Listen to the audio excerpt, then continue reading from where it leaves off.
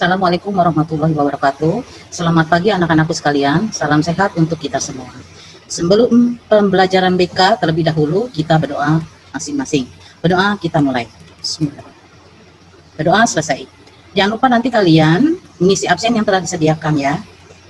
Baiklah, saya Ibu Raden Sri Restiawati dengan pembelajaran bimbingan konseling akan memberikan materi bimbingan klasikal mengenai potensi diri. Salah satu kunci kesuksesan hidup adalah mampu mengetahui dan mengembangkan potensi diri, tapi terkadang kita kesulitan menemukan potensi yang dimiliki oleh seseorang. Nah, ada baiknya kita lihat dulu apa itu potensi diri. Potensi diri adalah kemampuan, kecakapan, kelebihan yang terpendam yang dimiliki seseorang, baik yang dibawa sejak lahir maupun diperoleh dari pengalaman dan pembelajaran. Oke, macam-macam potensi diri. Satu adalah potensi fisik. Potensi fisik yaitu potensi yang diberdayakan sesuai fungsinya untuk memenuhi kebutuhan hidupnya. Contoh, misalkan mata untuk melihat, hidung untuk mencium bau, kemudian tangan untuk menulis, sebagainya.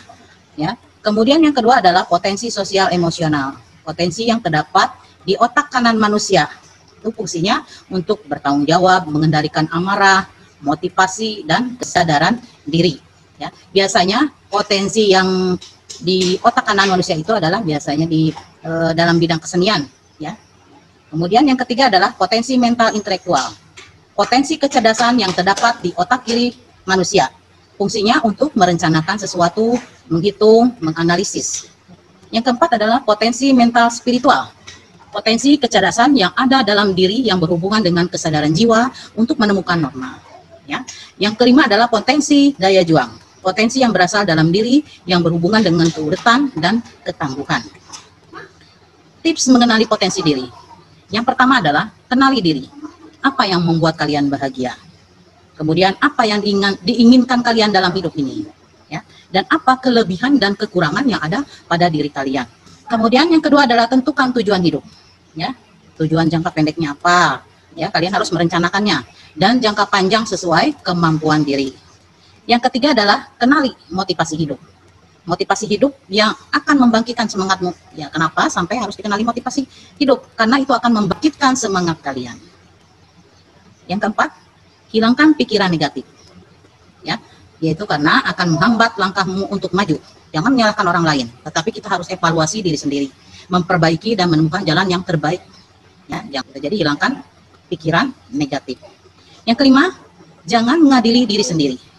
Jika terjadi sesuatu yang tidak diinginkan, jangan menyesali diri. Ya, jangan mengadili diri. Hal itu akan membuang-buang waktu saja. Ya, bangkit dan tataplah masa depanmu. Kemudian, faktor-faktor yang membuat potensi diri tergali yaitu adalah yang pertama adalah percaya diri. Ya, kepercayaan diri ini sangatlah harus ada. Ya, kenapa? Supaya kalian bisa bersemangat. Ya. Kalau misalkan contoh, misalkan kalian punya potensi, misalkan menyanyi, ya. Nah, kemudian ada festival menyanyi, kalian harus percaya diri bahwa kalian itu bisa. Kenapa orang lain bisa, kita tidak bisa, jadi harus kita percaya diri bahwa kita nih bisa. Kemudian yang kedua adalah hobi dan minat. Keluarkan hobi kalian, ya. Karena hobi kalian itu salah satu ada potensi yang ada pada diri kalian, ya. Kemudian yang ketiga adalah pergaulan. Pergaulan seseorang dengan yang misalkan yang punya bakat menyanyi, yang punya potensi menyanyi, terus kalian bergaul dengan orang yang suka menyanyi juga, akhirnya kalian merasa tergali potensinya. Akhirnya kalian ikut juga belajar terus kepada teman yang bisa. Kemudian ini yang ke adalah saran untuk orang tua yang ingin mengetahui potensi anaknya. Yang pertama, kegiatan positif yang sering Anda lakukan, yang anak lakukan sampai lupa waktu. Ya, apa itu kegiatan positif yang sering anak lakukan sampai lupa waktu? Ya, harus dikenali oleh orang tua. Ya. Nah, kemudian yang kedua, prestasi apa yang pernah diraih? Baik prestasi akademik atau non akademik yang menonjol, ya, maksudnya prestasi akademik yang menonjol. Ya, seperti misalkan anak suka pelajaran bahasa Inggris. Ya. Nah, kalau anak suka pelajaran bahasa Inggris, berarti nilai di rapot itu akan tinggi. Jadi jangan jurusan bahasa, jangan Bapak Ibu ingin anak itu harus ke jurusan IPA, tidak ya. Jadi sesuai dengan kemampuan anak tersebut.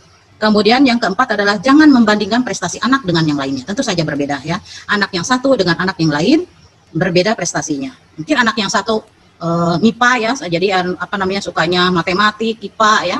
Kemudian anak yang satu lagi bahasa Inggris, bahasa Indonesia. Jadi berbeda kemampuannya ya. Jangan ibu bapak memaksakan anak tersebut untuk memilih jurusan yang tidak diinginkannya ya. Kemudian yang kelima adalah fasilitasi kegiatan atau prestasi anak.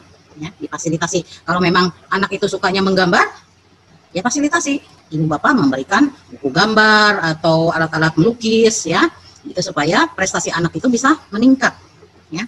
Atau misalkan menyanyi ya, bisa dibuatkan ke misalkan di apa namanya, kalau sukanya menyanyi ya dilatih vokalnya ke guru lesnya misalkan ya, atau ke guru les menyanyi gitu.